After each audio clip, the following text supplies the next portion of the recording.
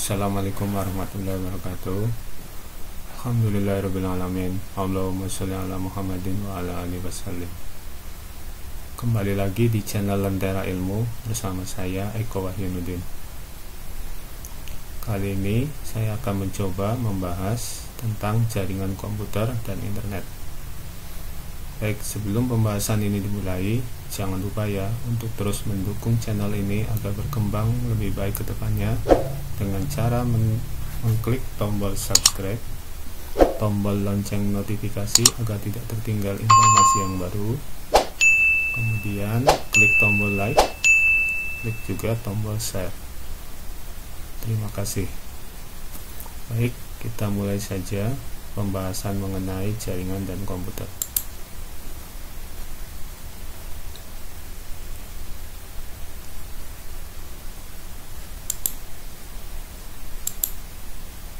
Pada bab 1 ini kita akan membahas menggunakan jaringan komputer dan internet khusus untuk mapel informatika kelas 8. Jika kamu perhatikan, tempat-tempat umum biasanya menarik pelanggannya untuk berkunjung dengan fasilitas WiFi gratis. Hal ini terjadi akibat meningkatnya kebutuhan manusia terhadap koneksi internet. Hampir semua orang memiliki smartphone, tablet, dan laptop dengan koneksi internet yang memadai. Terlebih jika kecepatan koneksinya sangat baik, pengguna akan semakin mudah dalam melakukan beragam aktivitas seperti bekerja, mencari informasi, berbelanja, bermain game, bersosial media, dan yang lainnya. Maka dalam bab ini kamu akan mempelajari mengenai internet dan layanannya. Ini adalah salah satu contoh bentuk layanan WiFi di fasilitas umum, yaitu di sebuah kafe ini contohnya. Dan di tempat-tempat umum yang lain pun sekarang sudah banyak memasang fasilitas gratis untuk menarik pengunjungnya datang ke tempat mereka.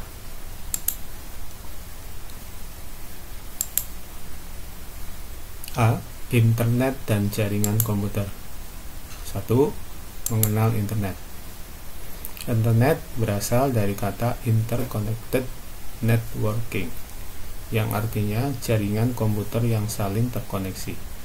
Apabila disimpulkan, internet adalah kumpulan komputer yang terhubung satu sama lain dalam suatu jaringan yang sangat besar. Komputer-komputer tersebut tersebar dalam jaringan-jaringan yang lebih kecil di seluruh dunia. Jaringan-jaringan kecil tersebut dapat berupa jaringan lokal, yaitu LAN. LAN ini kepanjangan daripada Local Area Network. Kemudian ada lagi jaringan kota, namanya MAN, Metropolitan Area Network. Dan jaringan tertentu, WAN, Wide Area Network. Jutaan jaringan itulah yang saling terhubung dan membentuk suatu jaringan yang sangat besar yang disebut internet. Maka nggak aneh sekarang kita ada di Indonesia bisa mengakses di tempat negara yang lain. Ini hanya sebuah ilustrasi saja.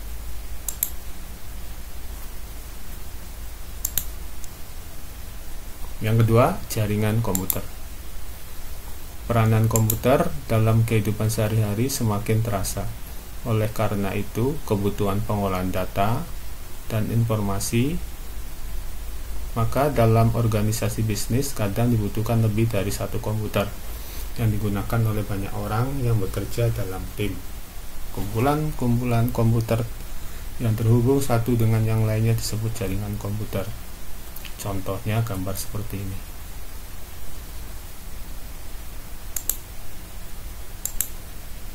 Dalam jaringan komputer terdapat komputer server dan beberapa komputer klien. Sesuai dengan namanya, komputer server berfungsi untuk melayani pengiriman dan penerimaan data dari komputer-komputer yang ada di dalam jaringan. Adapun komputer klien adalah komputer yang menerima pelayanan. Ini adalah contoh jaringan komputer. Di sini server terhubung ke sebuah hub. Nah, hub ini ada beberapa klien. 1, 2, 3, 4, 5. 4 berupa PC, 1 berupa laptop. Ya, sekali lagi ini servernya. Kemudian ini ada 5 klien, 4 PC, 1 laptop terhubung pada hub. Nah, ini dihubungkan melalui kabel. Ini adalah jaringan komputer yang sangat sederhana, LAN, Local Area Network. Manfaat apa yang didapat dari jaringan komputer? Di antaranya sebagai berikut. A. Membagi sumber daya. Jaringan komputer dapat dimanfaatkan sebagai sarana untuk membagi sumber daya yang ada.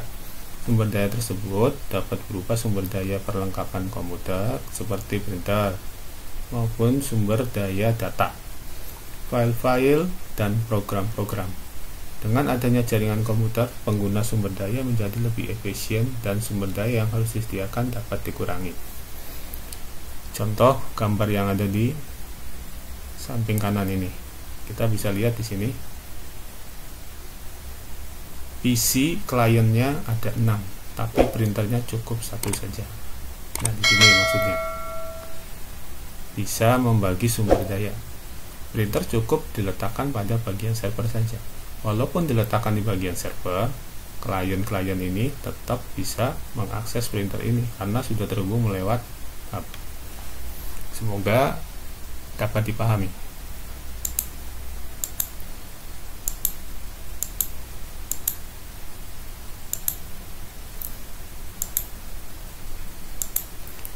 Selanjutnya, B. Reliabilitas tinggi.